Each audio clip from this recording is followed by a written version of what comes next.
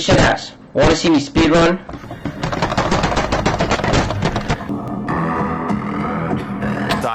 Now 90% of my time is just hitting a kid using an SSL G-Series compressor. If you're not on stage in 10 years, from my own personal experience, you should try putting on An SSL G-Series compressor. If you can impact one Kid using an SSL G, you can impact 100 kids.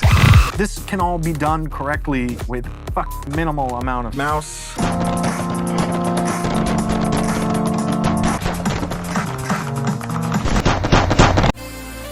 This is SS.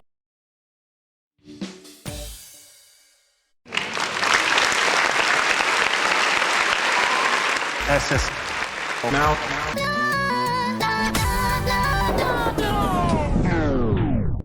Mouse. If you're not naturally Ball torture, CBT.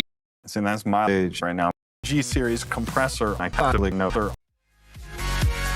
I'm dead mouse, Mouse and mouse.